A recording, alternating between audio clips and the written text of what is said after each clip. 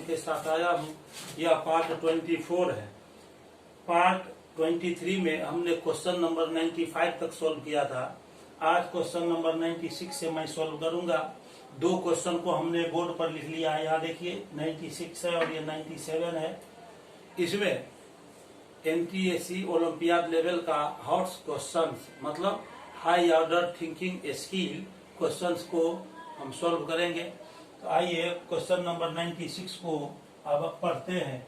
लिखा हुआ है bisectors of angle A, angle B and angle C of triangle ABC intersect its circumcircle at point D E and F respectively. Prove that angles of triangle DEF are 90 degree minus half angle A, 90 degree minus half angle B and 90 degree minus half angle C। देखिए अब हम question number 96 को solve करेंगे। जो question में condition दिया हुआ है उस कंडीशन को फॉलो करते हुए पहले हम फिगर बनाएंगे। तो आइए पहले फिगर बनाते हैं। देखिए फिगर, पहले हम एक सर्किल खींच लेते हैं और यहाँ पर ट्रायंगल एबीसी ड्रॉ करते हैं। ये एबीसी ट्रायंगल है। एबीसी ट्रायंगल के तीनों वर्टिसेस से एक सर्किल पास कर रहा है। सर्कम सर्किल क्या होता है? किसी ट्रायंगल के तीनों वर्टिसेस से पास करता हुआ जब हम एक सर्किल ड्रॉ करते हैं तो वह ट्रायंगल का सर्कम सर्किल कहलाता है। तो ट्रायंगल एबीसी का हमने अभी सर्कम सर्किल यहाँ पर ड्रॉ कर लिया है। क्वेश्चन में कह रहा है कि ट्रायंगल एबीसी का जो एंगल ए, बी और सी है उसका बाइसेक्टर सर्कम सर्किल से पॉइंट डी, ई और एफ पर मिलता है। अब देखिए ये एंगल ए है, इसका बाइसेक्टर हम ड्रॉ कर लेते हैं इसे। ये सर्कम सर्किल से डी पॉइंट पर मिलता है। एंगल बी का बाइसेक्टर ड्रॉ करेंगे, ये सर्कम सर्किल से ई पर मिलता है। और एंगल सी का बाइसेक्टर ड्रॉ करते हैं जो सर्कम सर्किल से एफ पॉइंट पर मिलता है। ये एडी एंगल ए का बाइसेक्टर है, मतलब एडी एंगल ए को 2 इक्वल पार्ट में डिवाइड करता है। बीई एंगल बी का बाइसेक्टर है, मतलब बीई एंगल बी को 2 इक्वल पार्ट में डिवाइड करता है। और सीएफ एंगल सी को बाइसेक्ट करता है, मतलब सीएफ एंगल सी को 2 इक्वल पार्ट में डिवाइड करता है। ये फिगर हमने बना लिया। अब आपको प्रूव करना है कि ट्राइंगल डीईएफ का जो एंगल होगा वह 90 degree minus half angle A, 90 degree minus half angle B और 90 degree minus half angle C होगा। तो पहले ट्रायंगल डीईएफ बनाएंगे। इसके लिए आप क्या करेंगे, यहाँ से डी को ई से मिला दीजिए, फिर ई को एफ से मिला देंगे और एफ को डी से मिला देंगे। तो ये ट्रायंगल बन गया। ट्रायंगल डीईएफ यहाँ पर बन गया। देखिए ये जो ट्रायंगल डीईएफ बना इसका angle 90 degree minus half angle A, 90 degree minus half angle B और 90 degree minus half angle C के इक्वल होगा। तो सबसे पहले हम क्या करते हैं, गिवन में लिखते हैं। गिवन में लिखेंगे bisectors of angle A, angle B and angle C of triangle ABC meets the circumcircle of triangle ABC। Circumcircle यहाँ पर हम लिखेंगे circum circle.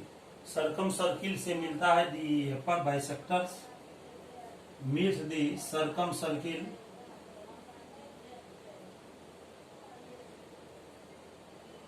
of triangle ABC at the points D, E and F, at the points D, E and F respectively।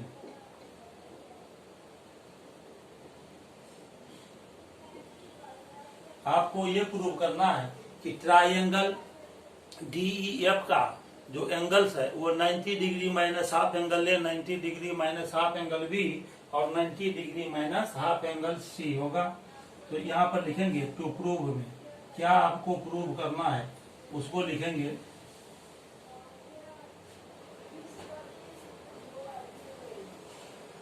The angles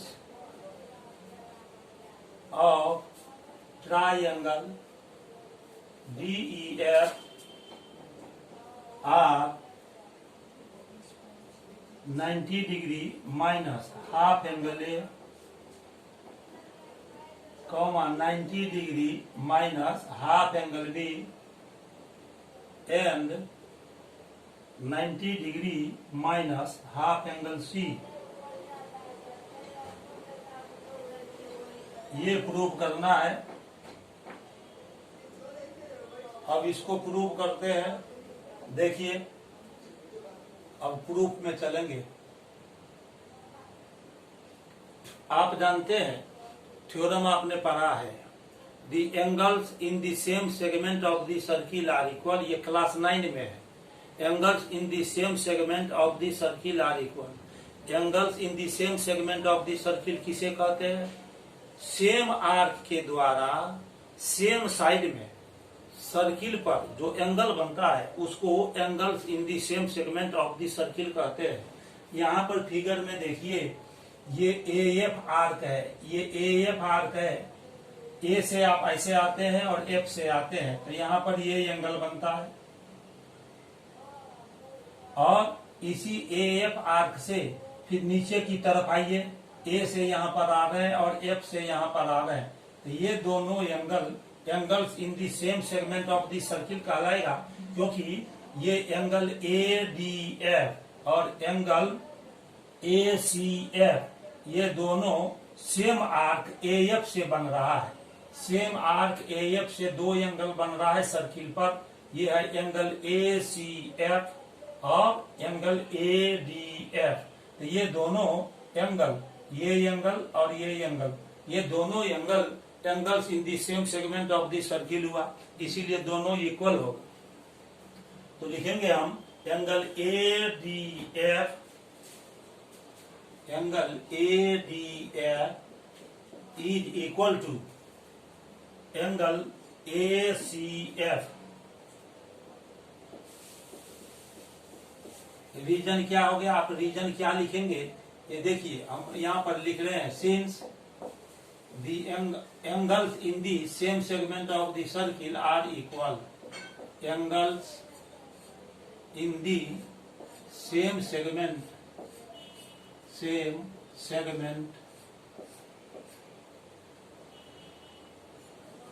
of the circle,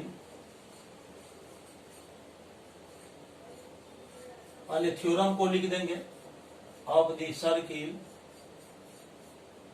are equal. इसीलिए क्या हो जाएगा?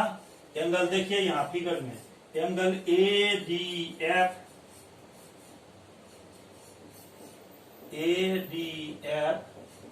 Is equal to angle A C F.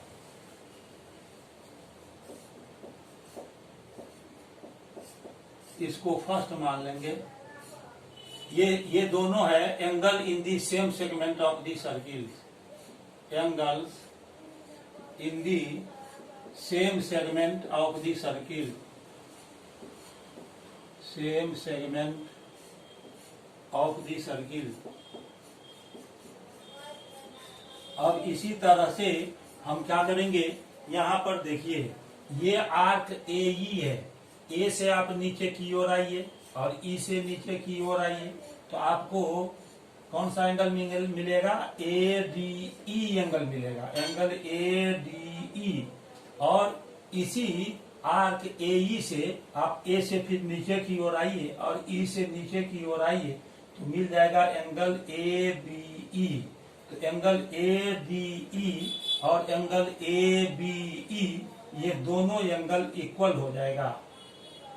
ये दोनों angle equal होगा, ये दोनों angle equal हो गया, एंगल ए डी ई और angle A B E.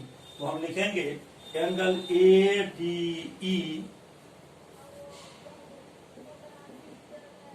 Is equal to angle A D E is equal to angle A B E. ये second हो गया। यहां पर हम फिर लिखेंगे कि ये दोनों angle in the same segment of the circle है। Angles in the same segment of the circle, same segment of the circle.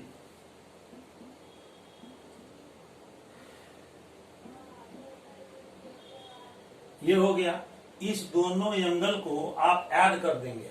इस दोनों एंगल को ऐड इसीलिए करेंगे कि यदि हम एंगल ADF और एंगल ADE को ऐड करेंगे, एंगल ADF और एंगल ADE, इस दोनों एंगल को यदि हम ऐड करते हैं तो आपको एंगल D मिल जाएगा। ये एंगल D ट्रायंगल DEF का एक एंगल है। इसीलिए फर्स्ट में हम सेकंड को ऐड कर देंगे तो ये एंगल D मिल जाएगा।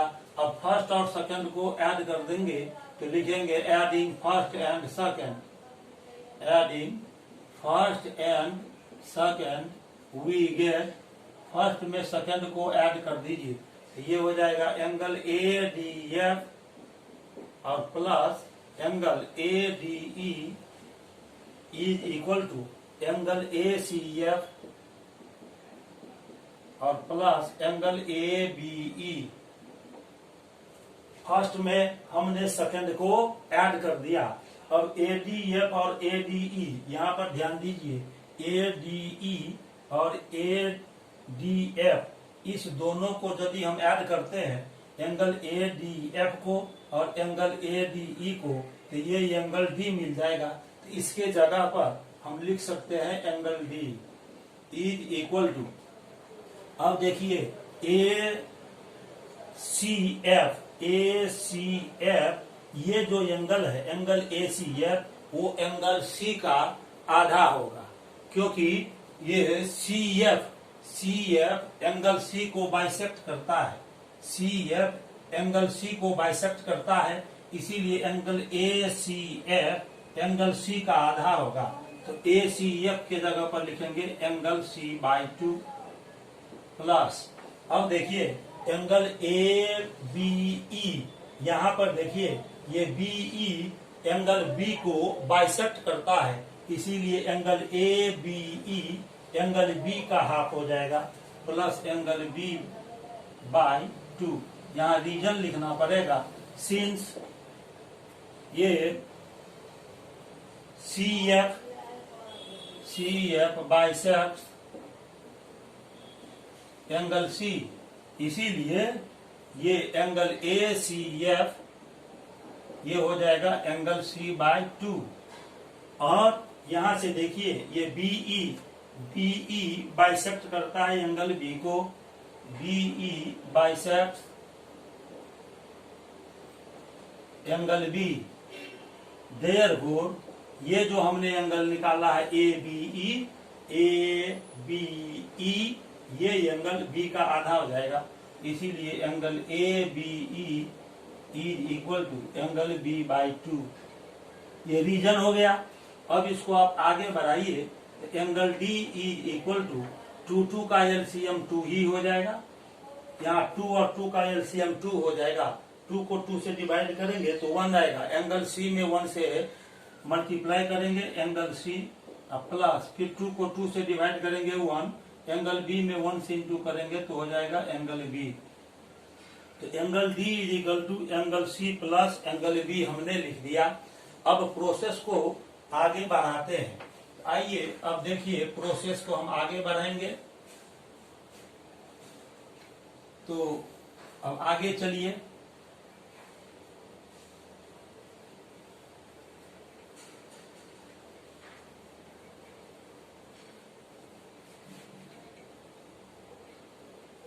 इसके बाद आप इधर की ओर आएंगे, इसके बाद इधर की ओर आप आएंगे।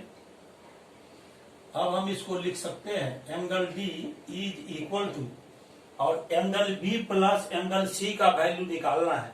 आप जानते हैं कि ट्रायंगल में तीनों एंगल का सम 180 डिग्री निकाल होता है।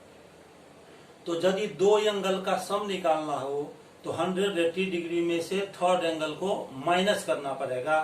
तो एंगल बी प्लस सी का वैल्यू हम निकाल लेंगे ट्राइंगल एबीसी में। तो angle B plus angle C is equal to हो जाएगा 180 degree minus angle A by 2। इसका रीजन हो गया सिंस इन ट्राइंगल एबीसी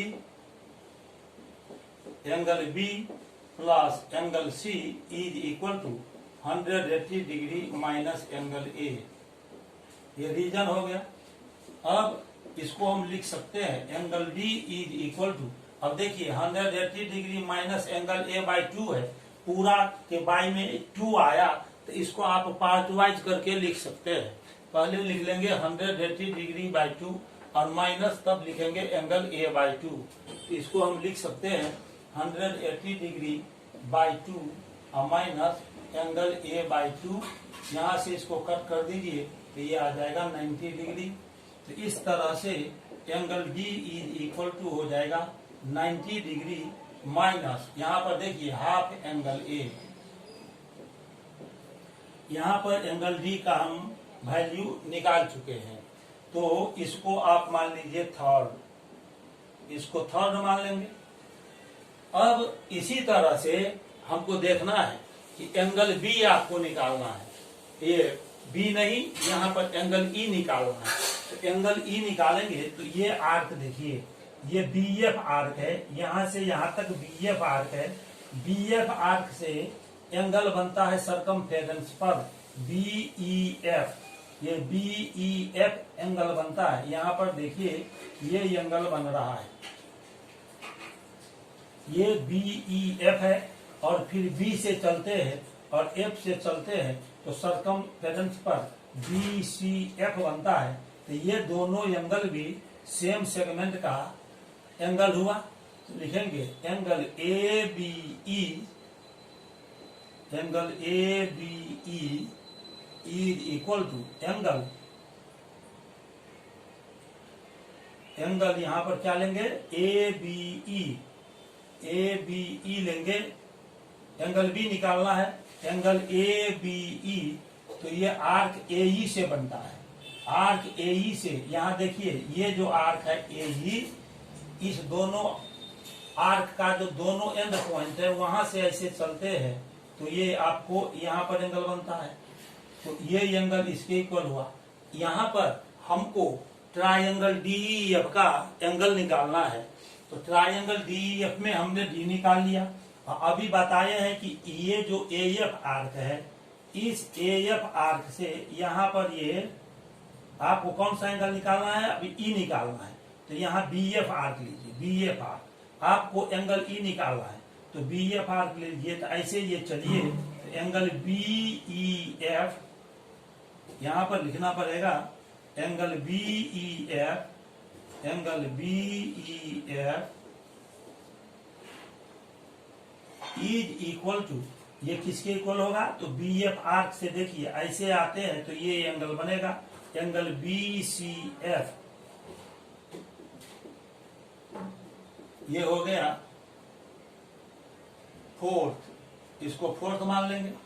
लिखेंगे सिंस ये दोनों angles in the same segment of the circle है, angles in the same segment of the circle,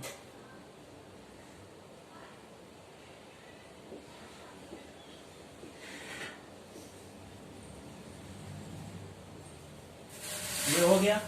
अब इसके बाद अब ये बी डी आर्क लीजिए, बी डी आर्क, यहाँ पर देखिए बी डी आर्क, तो बी पॉइंट से चलेंगे ऐसे और डी पॉइंट से ऐसे चलते हैं, तो बी पॉइंट और डी पॉइंट से ऐसे हम चलते हैं तो यहाँ पर एंगल बन रहा है, ये एंगल लेंगे और फिर बी पॉइंट और डी पॉइंट से फिर ऊपर की ओर आप चलिए तो ये एंगल मिल गया।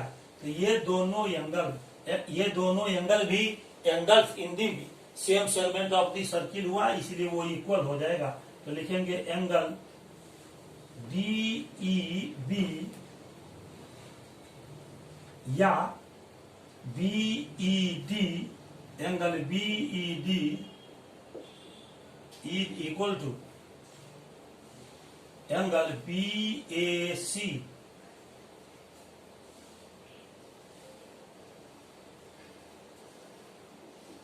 ये मान लेंगे। फिर यहां पर भी लिखना पड़ेगा आपको, ये दोनों सेम सेगमेंट का एंगल है, angles in the same segment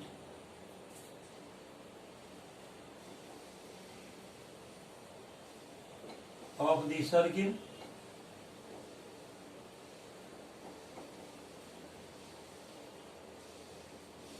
अब इतना जानने के बाद अब आप चलेंगे, इसके आगे का स्टेप हमारा क्या होगा उसको देखिए। अब अगला स्टेप में हम चलेंगे।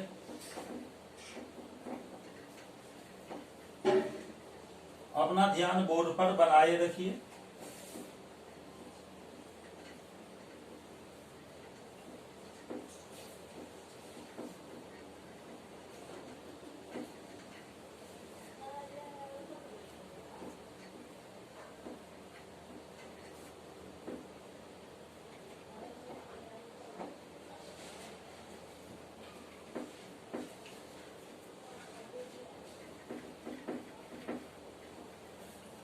अब हम क्या करेंगे, 4 को और 5 को, यहाँ पर 4 और 5 को अब हम ऐड कर देंगे, लिखेंगे।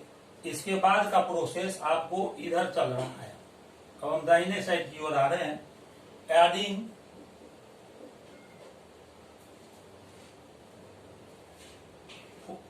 फोर्थ एंड फिफ्थ, 4 और 5 को हम ऐड कर देंगे। अब 4 और 5 को हम ऐड कर रहे हैं, तो यहाँ है एंगल BEF, एंगल BEF और प्लस यहाँ देखिए लेफ्ट साइड है angle BED plus angle BED is equal to, ये है एंगल BCF, एंगल BCF और प्लस यहाँ पर आ गया angle BAC plus angle BAC। अब BEF में BED को याद कीजिए। यहाँ देखिए BEF है तो BEF ये एंगल हुआ, और BED तो BED, इस दोनों एंगल को हम ऐड करेंगे तो ये पूरा एंगल हो जाएगा एंगल E। तो यहाँ लिखेंगे angle E is equal to, और ये देखिए BCF, ये जो एंगल है BCF, ये एंगल C का आधा हो जाएगा। यहाँ पर लिखेंगे एंगल C/2 प्लस, और BAC, BA, यहाँ पर हमने क्या लिखा है, यहाँ पर ध्यान देना है, एंगल BED लिखे हैं, BED is equal to BAD होगा, BAD, यहाँ BAD होगा। Angle BAD, angle BAD angle A का आधा हो जाएगा, तो ये लिखेंगे एंगल A/2। यहाँ पर रीजन लिखना पड़ेगा। यहाँ क्या रीजन लिखेंगे, ये देखिए, ये CF एंगल C को बाइसेक्ट करता है, since CF bisect angle C, therefore ये जो है ना एंगल BCF एंगल C का आधा हो जाएगा, angle BCF is equal to angle C/2 and, और यहाँ पर है एंगल BAD, तो BAD एंगल निकालेंगे तो एंगल A का हाफ हो जाएगा। क्यों एंगल A का हाफ होगा, तो लिखेंगे AD bisect angle BAC, AD bisect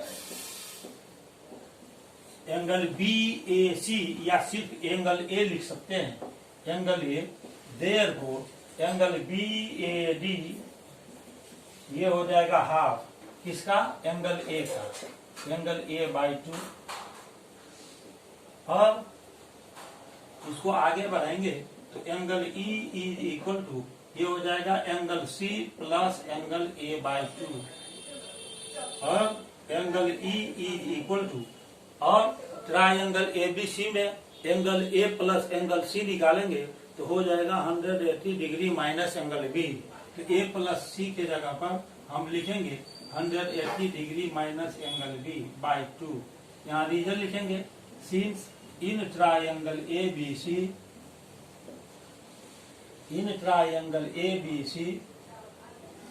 angle C plus angle A is equal to 180 degree minus angle B.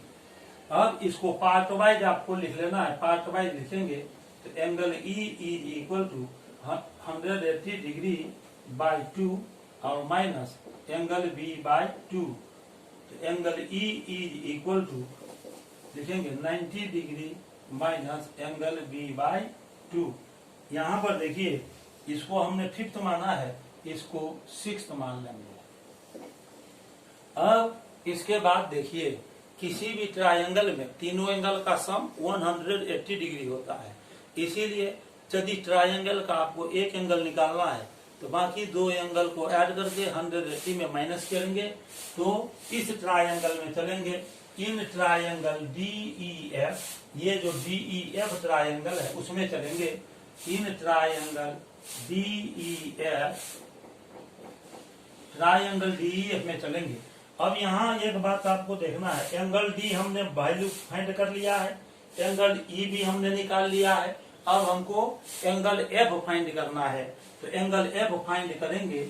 Angle F तो 180 डिग्री में से माइनस करना पड़ेगा angle D plus angle E को। अब angle F is equal to हो जाएगा 180 degree और माइनस एंगल डी का वैल्यू हमने यहाँ पर निकाल लिया 90 degree minus half angle A. तो थर्ड से एंगल डी का जो वैल्यू निकला उसको यहाँ पर हम रिप्लेस कर देंगे।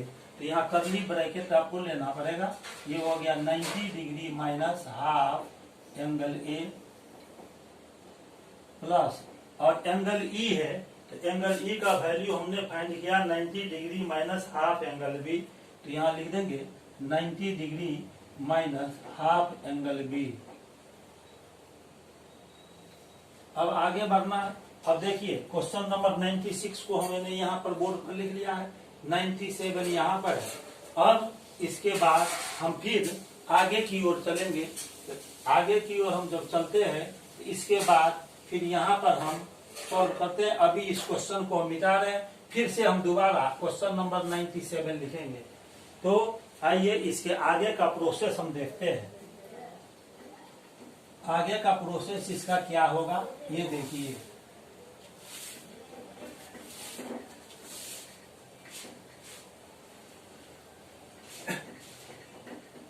अपना ध्यान बोर्ड पर बनाए रखिए।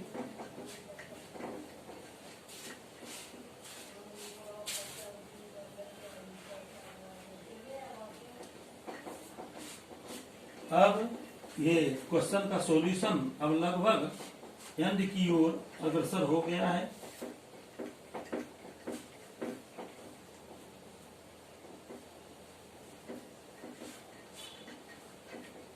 अब आगे का स्टेप हम लिखेंगे यहाँ।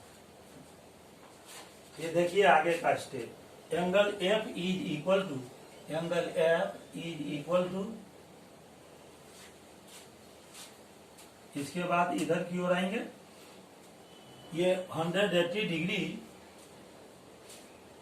और माइनस, यहाँ देखिए 90 डिग्री प्लस 90 डिग्री, ये हो जाएगा 180 डिग्री और माइनस यहाँ पर लिखेंगे हाफ एंगल ए है और यहाँ हाफ एंगल बी है, तो हाफ एंगल ए और माइनस हाफ एंगल बी। लेकिन हम यहाँ क्या करेंगे, माइनस के बाद इस दोनों का ग्रुप बनाएंगे, तो यहाँ ब्रैकेट लेंगे स्मॉल ब्रैकेट, तो यहाँ साइन चेंज हो जाएगा, ये प्लस हो जाएगा।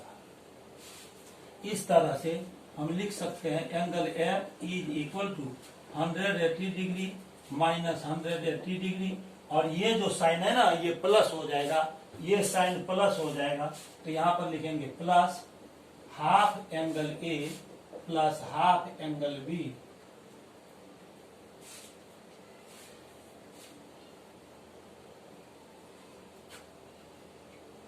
ये आ गया। अब माइनस में 100 और प्लस में 180 डिग्री कैंसिल हो जाएगा, तो angle F is equal to, और यहाँ दोनों से हाफ हम कॉमन ले लेंगे, ये हो जाएगा half into angle A plus angle B. अब एंगल ए और प्लस एंगल बी का वैल्यू फाइंड करना है, तो ट्रायंगल एबीसी से यदि angle A plus angle B का वैल्यू फाइंड करेंगे तो हो जाएगा 90 डिग्री माइनस एंगल सी। तो इसको हम लिख सकते हैं angle F is equal to half और इंटू 90 डिग्री और माइनस एंगल सी। इसको मान लेंगे, यहाँ 6 हमने माना था, इसको 7 मान लेंगे। यहाँ पर जो हमने रखा है एंगल डी और ई का वैल्यू, इसको हम यहाँ पर लिखेंगे, ये हमने 3 से, और यहाँ पर देखिए 3 से और किस से, ये 3 में एंगल डी का वैल्यू आया था और एंगल ई का वैल्यू यहाँ पर क्या आया है 6 में, तो यहाँ पर लिखेंगे using 3 and 6, using 3 and 6।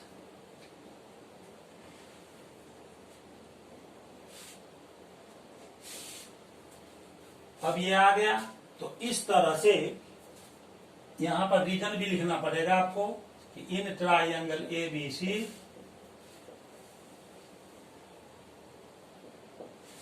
Angle A plus angle B is equal to 90 degree minus angle C. अब देखिए यहाँ 3 से एंगल डी का वैल्यू आया, यहाँ 6 से देखिए 90 degree minus angle B by 2 angle E का वैल्यू आया, और यहाँ पर एंगल एफ का वैल्यू आ चुका है। हेंस हम लिख देंगे in triangle D E F, angle D का वैल्यू कहाँ निकाले थे हम, यहाँ पर 90 degree minus half angle A, angle D is equal to 90 degree minus ये हाफ एंगल ए, यहाँ 6 से निकाले angle E is equal to 90 degree minus half angle B, angle E is equal to 90 degree minus half angle B, और यहाँ 7 से हम निकाले हैं angle F is equal to half into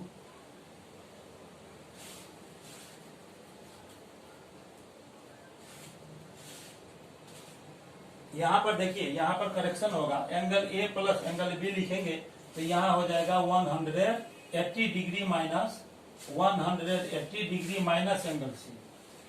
यहाँ पर लिखेंगे 180 डिग्री माइनस एंगल सी। इसको एक स्टेप और आपको बढ़ा देना है यहाँ पर, तो लिखेंगे angle F is equal to half से 180 में माइनस करेंगे तो हो जाएगा 90 डिग्री, और माइनस यहाँ पर देखिए हाफ से एंगल सी में इंटू होगा तो हो जाएगा half angle C.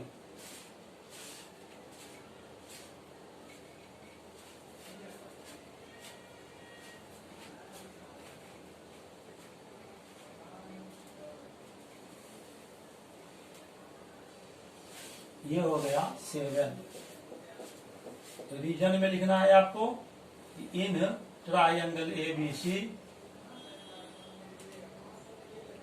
Angle A plus angle B is equal to 180 degree minus angle C.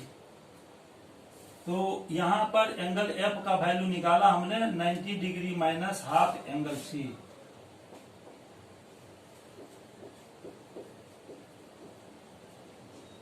इस तरह से ये प्रूव्ड हो जाता है। ट्रायंगल आपको क्या प्रूव्ड करना था, आपको प्रूव्ड करना था कि ट्रायंगल डी एफ का angle 90 degree minus half angle A, 90 degree minus half angle B और 90 degree minus half angle C होगा। ये प्रूव्ड करना था, इसको हमने अभी प्रूव्ड कर दिया है। अब आइए, अब हम क्वेश्चन नंबर 97 को बोर्ड पर लिखेंगे और उसे प्रूव करेंगे।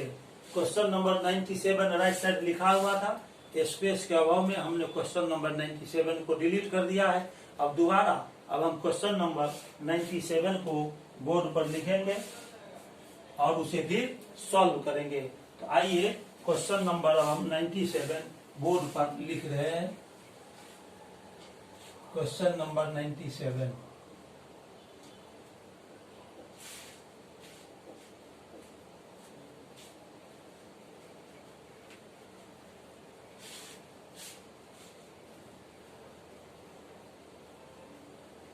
मैं कोशिश करता हूं कि जितना सरल ढंग से आपको समझ में आ जाए, और उम्मीद करता हूं कि आपको अच्छी तरह से समझ में आ रहा होगा। क्योंकि ये एनटीएससी ओलंपियाड लेवल का क्वेश्चन है, तो इस लेवल का क्वेश्चन थोड़ा सा हाई स्टैंडर्ड का होता है, इसीलिए आपको बोर्ड पर कंसंट्रेट करने की जरूरत है। अपने ब्रेन को बोर्ड पर कंसंट्रेट करके देखिए। जब भी मेरा आप चैनल देखें तो ईयरफोन का यूज करें, और साथ ही साथ जूम करके देखें, ताकि आपको बिल्कुल स्पष्ट रूप से दिखाई पड़े। और इसे अपने फ्रेंड सर्किल में और रिलेशनशिप में भी शेयर कर दे, ताकि यदि उनके भी घर में कोई बच्चे एनटीएससी ओलंपियाड लेवल से हो तो उन्हें मैथ सब्जेक्ट की तैयारी में मदद मिल सके। आज बहुत ही अधिक गर्मी है, फिर भी मैं वीडियो बना रहा हूँ और इसको अपलोड करूंगा आज ही रात में। ये आपको आधी रात के बाद अवेलेबल हो जाएगा, जिसे आप आराम से सुबह में देख सकते हैं।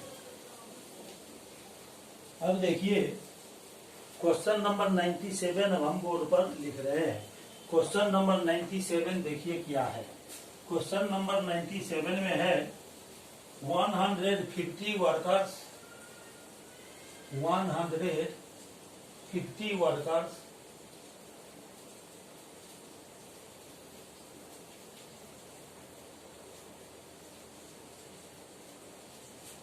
were engaged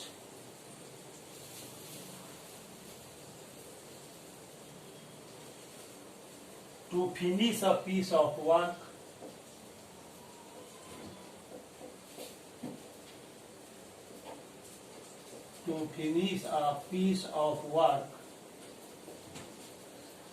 in a certain number of days.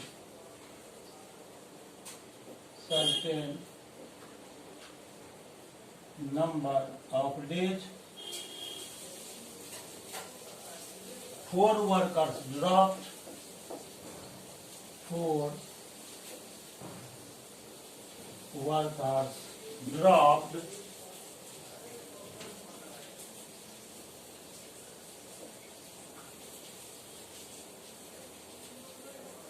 the second day.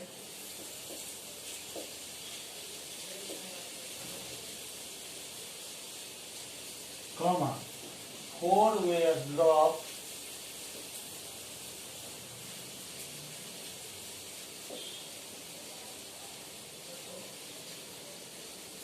the third day.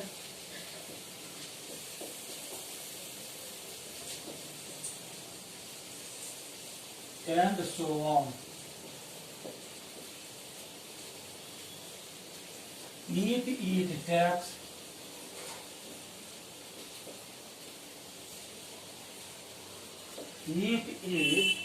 takes 8 more days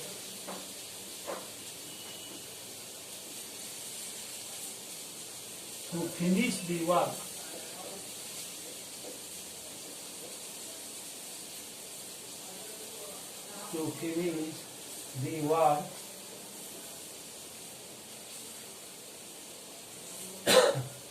Now, then find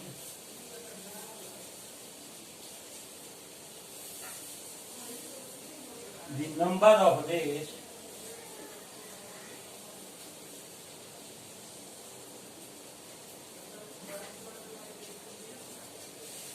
in which work will be completed.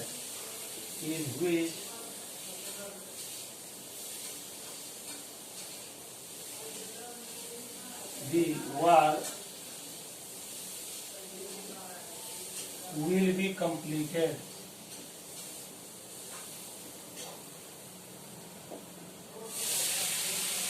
ये जो क्वेश्चन है, इस क्वेश्चन में आपको दिया हुआ है, आप क्वेश्चन को गौर से पढ़िए।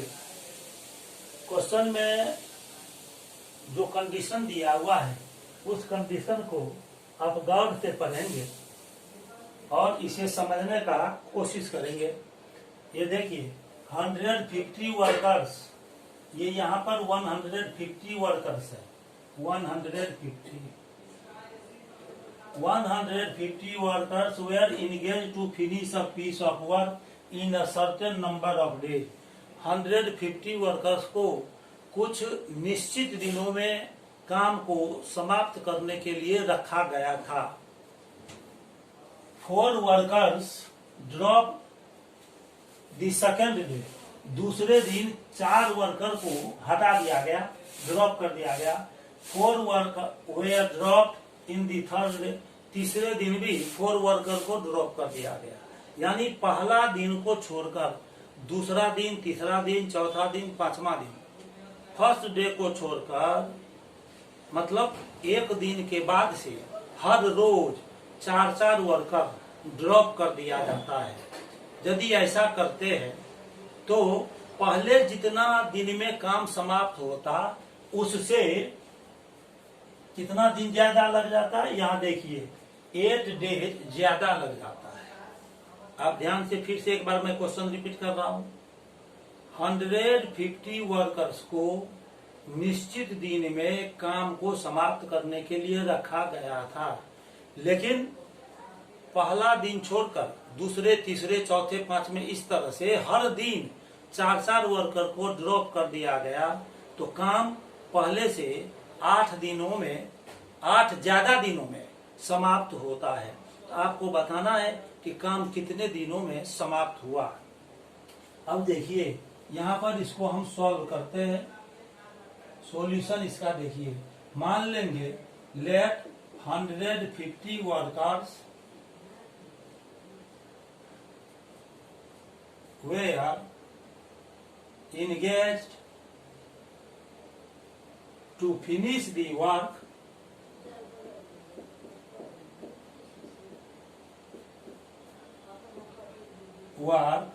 in n days।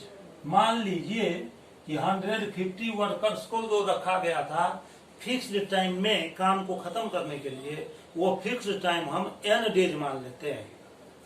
अब यहाँ पर आपको देखना है कि ये जो 150 वर्कर्स है, ये 150 वर्कर्स ये n डेज में पूरा काम करता है। पूरा काम को हम लिखते हैं 1 वर्क। 150 वर्कर्स n डे में 1 वर्क करता है। तो अब हम ये निकालेंगे कि 150 वर्कर्स 1 डे में कितना काम करेगा। तो ये 1 डे में हो जाएगा 1/n work. 150 workers n days में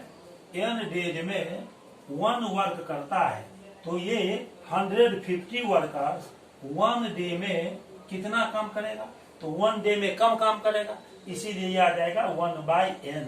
और यदि हम 1 वर्कर का निकालेंगे कि 1 वर्कर एक दिन में कितना काम करता है, तो और कम काम करेगा। 150 वर्कर्स 1 डे में 1/n करता है, तो 1 वर्कर 1 डे में कितना काम करेगा और कम काम करेगा, तो फिर डिवीजन में आ जाएगा ये 150। तो ये 1/n है, यहाँ पर आ जाएगा 150। तो ये हो जाएगा 1/150n। तो 1 वर्कर का 1 डे वर्क हम निकाल लिए, तो 1/50n हो गया। 1 वर्कर 1 डे में 1/50n वर्क करता है। अब आप देखिए ये जो पहला दिन है, तो पहला दिन में तो किसी वर्कर को हटाया नहीं गया, तो पहला दिन में 150 वर्कर काम करता है।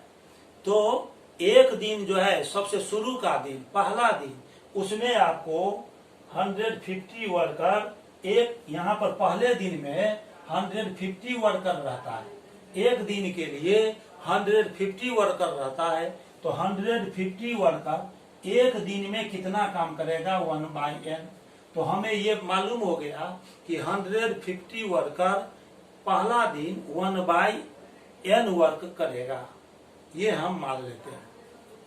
तो अब देखिए work done by 150 workers in one day। एक दिन में ये कितना काम किया? तो 150 वर्कर्स 1 डे में 1/n करना है, तो ये हो जाएगा 1/n। अब दूसरे दिन टोटल नंबर ऑफ वर्कर्स कितना हो जाएगा? तो 150 वर्कर था और उसमें से 4 वर्कर को ड्रॉप कर दिया गया, तो 146 वर्कर होगा। On the second day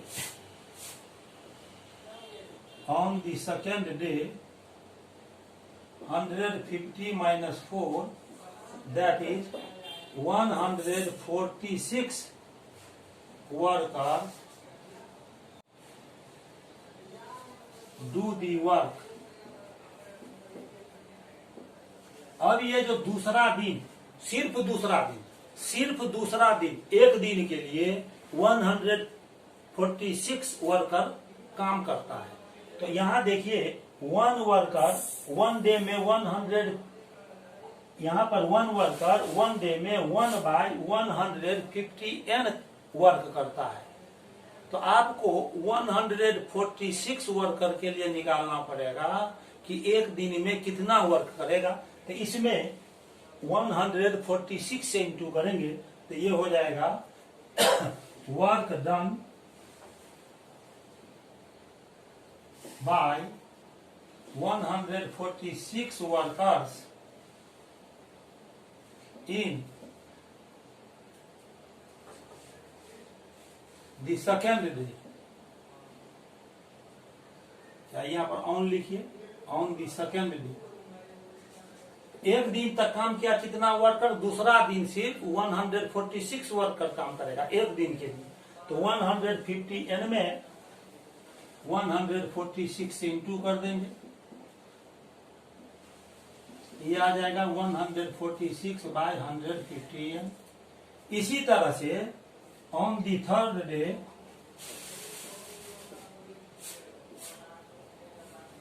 day, यानी तीसरे दिन में कितना वर्कर करेगा? फिर 146 वर्कर दूसरा दिन काम किया था, उसमें आप 4 माइनस कर दीजिए तो 142 वर्कर्स थर्ड डे काम करेगा। तो on the third day 146 minus 4, that is 142 workers do the work। इसीलिए तो ये जो 142 वर्कर्स है वह सिर्फ तीसरा दिन काम करता है, यानी थर्ड डे, सिर्फ एक दिन के लिए। तो ये जो 142 वर्कर है वो एक दिन में कितना काम करेगा? तो 1/150n में 142 से मल्टीप्लाई कर देंगे। Therefore work done by 142 workers on the third day।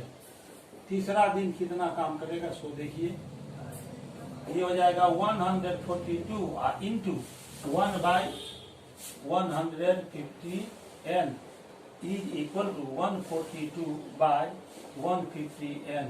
और इसी तरह से या और आगे भी निकाल सकते हैं।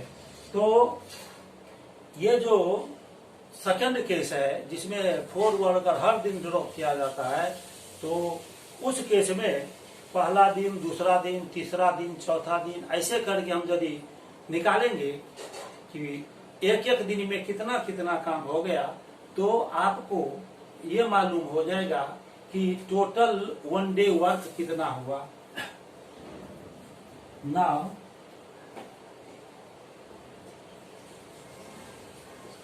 ये देखिए, और यहाँ पर एंड सो ऑन लिख देंगे। And so on.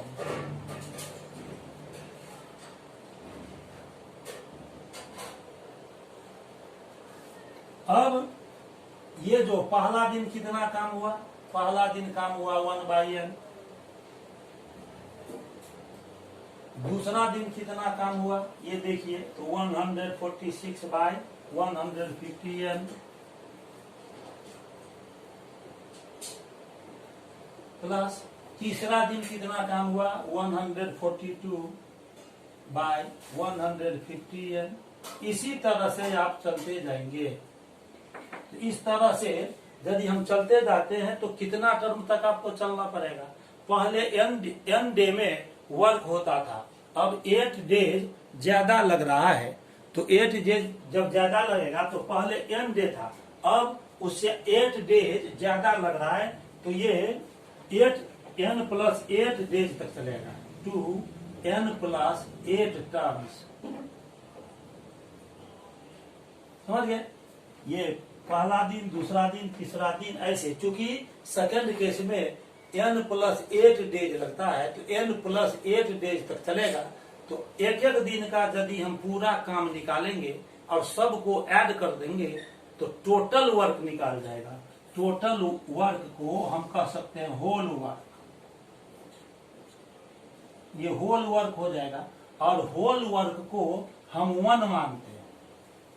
पूरे काम को हम 1 लेते हैं फ्रैक्शन में, तो होल वर्क के जगह पर हम 1 लिखेंगे। तो इस तरह से हम लिख सकते हैं 1/n + 146/150n + 142/150n plus so on to n + 8 terms is equal to, और होल वर्क, तो होल वर्क को हम 1 लेते हैं, इसको लिख देंगे 1। ये हो गया। अब इसको आगे बढ़ाते हैं। इसको आगे बढ़ाएंगे। यहां पर देखिए n 100, यहां पर सब में 150n आएगा, और यहां पर n है, तो n 150n 150n 150n इस तरह से आएगा। पहला टर्म को छोड़कर बाकी टर्म जो फ्रैक्शन के रूप में है, सब में 150n 150n हर एक टर्म में आएगा। तो 150n और n का एलसीएम हो जाएगा 150n, ये हो जाएगा 150n।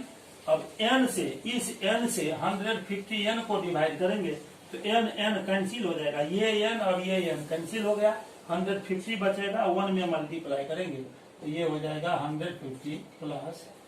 अब ये 150n में 150n से इससे इसको डिवाइड कीजिए तो 1 आएगा, उस 1 से 146 में मल्टीप्लाई करेंगे तो ये हो जाएगा 146 प्लस।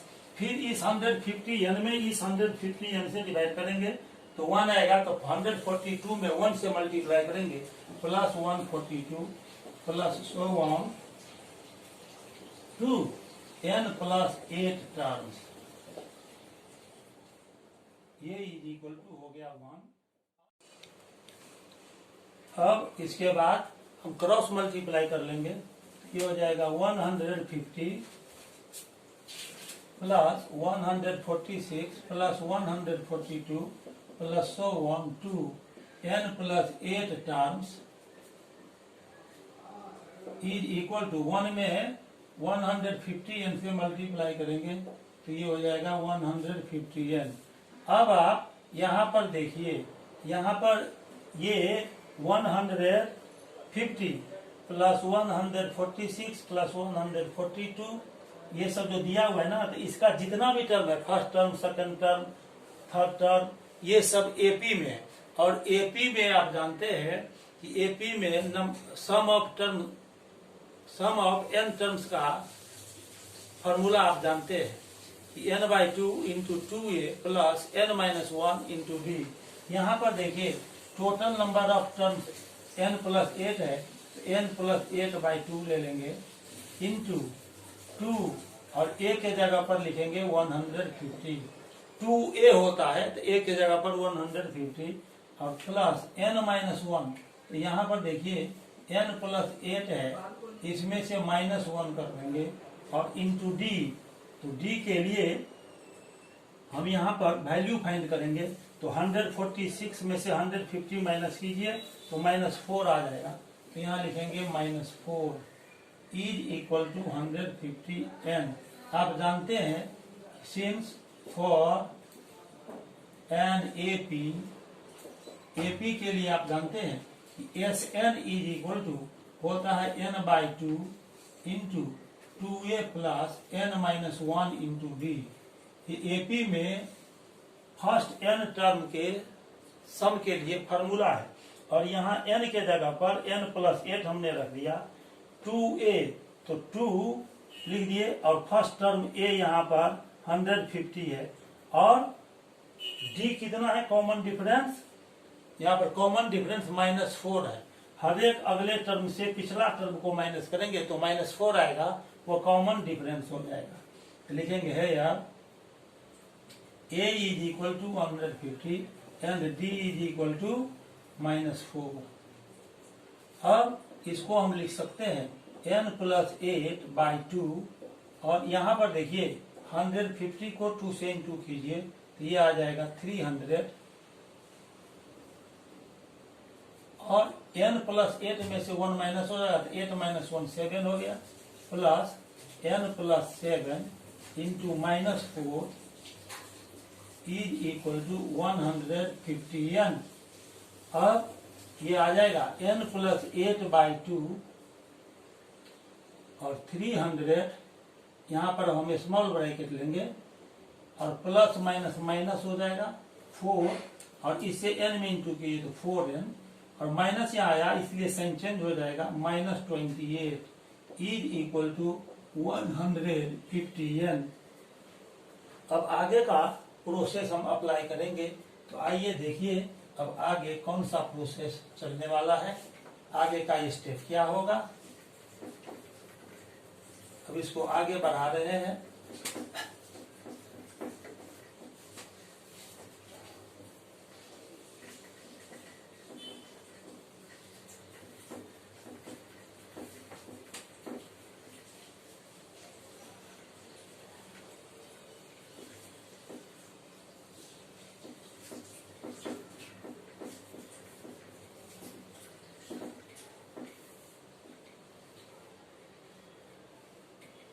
अब इसके बाद का स्टेप हम चलेंगे तो हो जाएगा n+8/2 और यहाँ देखिए 300 से 28 माइनस हो गया तो हो जाएगा 272 और -4n is equal to 150n। n+8/2 into इस दोनों टर्म से 4 कॉमन ले लेंगे तो 4 6 जा 24 3 बचे 4 8 जा 68 -n is equal to 150n। तो n+8/2 यहाँ पर दिया हुआ है 2 2 जा 4, इसको काट दीजिए तो यहाँ पर आ जाएगा into 2 into 68 -n is equal to 150n। 2 से इसको कट कर देंगे 75 आ जाएगा। तो n+8 into 68 -n is equal to 75n। इस दोनों टर्म को n+8 को और 68 -n को यदि आप मल्टीप्लाई करेंगे तो आ जाएगा -n² प्लस 60n। इस दोनों टर्म को हम मल्टीप्लाई कर रहे हैं तो -n² plus 60n plus 544 is equal to 75n। अब -n² प्लस 60n और 75n को इसको हम लेफ्ट साइड शिफ्ट करेंगे -75n plus 544 is equal to 0। तो -n² और माइनस इससे आप प्लस 60n -75n तो ये हो जाएगा -50n plus 544 is equal to 0। और इसके बाद -1 इसे हम कॉमन ले लेंगे। -1 हर एक टर्म से कॉमन ले रहे हैं। -n² को पॉजिटिव बनाना है, इसलिए -1 हम कॉमन ले लिए, तो यहाँ हो जाएगा n² और साइन चेंज हो जाएगा, plus 15n minus 544 is equal to 0। Therefore n² plus 15n minus 544 is equal to 0। अब बाई में आ जाएगा यहाँ -1, तो फिर से 0 आ जाएगा। अब ये क्वाड्रेटिक इक्वेशन आ गया। अब 554 को आप प्राइम फैक्टराइज करेंगे और उसका 2 फैक्टर ऐसा निकालेंगे जिसको सब्ट्रैक्ट करने पर 15 आता है। तो देखिए 544 को हम प्राइम फैक्टराइज कर रहे हैं। 2 2 जा 4, 1 2 7 जा 14, 2 2 जा 4, फिर 2 से इसको डिवाइड करेंगे। 2 1 जा 2, 2 3 जा 6, 1 हो गया, 2 6 जा 12, फिर 2 से 2 6 जा 12, 1 बच गया, 2 8 जा 16, फिर 2 से 34 आ जाएगा और 2 से यहाँ 17 आ जाएगा। ये जो 2 2 2 2 आया है 5 टाइम्स, इसको एक साथ रख लीजिए। 2 2 जा 4, 2 जा 8, 2 जा 16, 2 जा 34, 2 2 जा 4, 2 जा 8, 2 जा 16, 2 जा 32 और माइनस 17। तो 32 में से 17 जाएगा, 15 आ जाएगा, तो ये हम 15 लिख सकते हैं। तो इसको हम लिख सकते हैं n² प्लस यहाँ 15n है तो उसको 32n माइनस 17n लिख सकते हैं, plus 32n minus 17n minus 544 is equal to 0। अब इस दोनों टर्म से n को कॉमन ले लेंगे, n प्लस 32 माइनस इस दोनों से 17 कॉमन ले लेंगे, तो n प्लस और 17 से इसको डिवाइड करेंगे तो 32 आ जाएगा, इज इक्वल टू 0। अब n प्लस 32 दोनों टर्म से कॉमन ले लेंगे, n प्लस 32 यहाँ बच गया n और माइनस 17 इज इक्वल टू 0। ये हमने फैक्टराइज कर लिया है। जो ये क्वाड्रेटिक एक्सप्रेशन था इसको हमने फैक्टराइज कर लिया है। अब n का वैल्यू हम फाइंड करेंगे। n का वैल्यू फाइंड करने के लिए हम दोनों फैक्टर में से किसी को भी 0 के इक्वल ले सकते हैं या दोनों को 0 के इक्वल ले सकते हैं। तो देखिए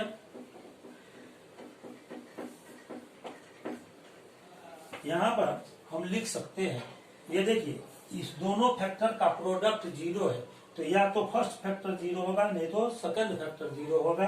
तो इसको हम लिखेंगे आइदर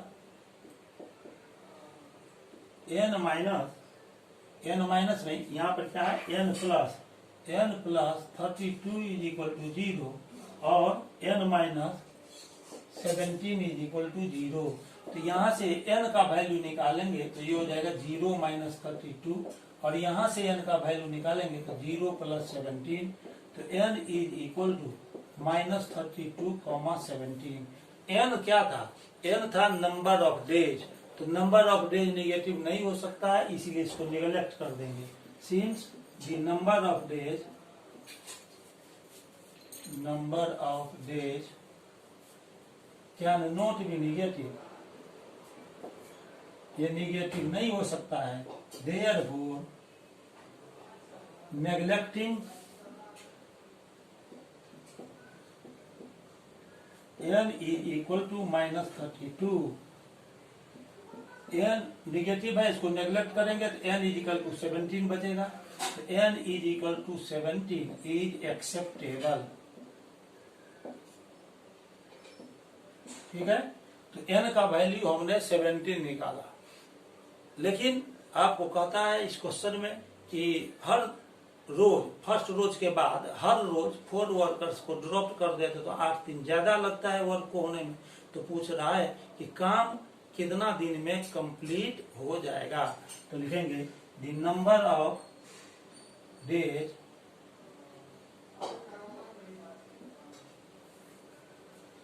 इन व्हिच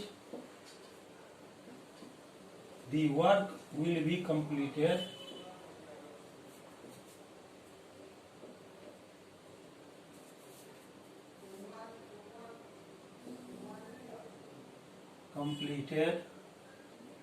ये 8 दिन ज्यादा लगा था, तो n प्लस 8 कर देंगे।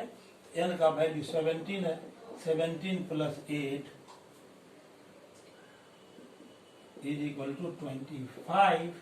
देयरफॉर 25 डेज ये आंसर हो गया। मुझे उम्मीद है कि मेरा वीडियो लेक्चर आपको अच्छा लगा होगा। आप इसे लाइक कर दें और साथ ही साथ मेरे चैनल को आप सब्सक्राइब कर दें। बेल आइकॉन पर क्लिक करके इसे ऑल पर सेट कर दें। इसे अपने फ्रेंड सर्किल में और रिलेशनशिप में भी शेयर कर दें, ताकि उन्हें भी मैथ सब्जेक्ट के मैथ सब्जेक्ट में मदद में मेरा सहयोग मिल सके। मैं क्लास 9 के लिए, क्लास 10 के लिए और NTSC ओलंपियाड लेवल के लिए भी हॉट क्वेश्चंस को सॉल्व करता हूं। मैं अपने फिर अगले लेक्चर में, जो कि क्लास 10 के लिए होगा, चैप्टर होगा क्वाड्रेटिक इक्वेशंस, उसमें वर्ड प्रॉब्लम को हम अभी सॉल्व कर रहे हैं, उसमें आपसे मुलाकात होगी। तब तक के लिए बहुत बहुत धन्यवाद। Thank you very much.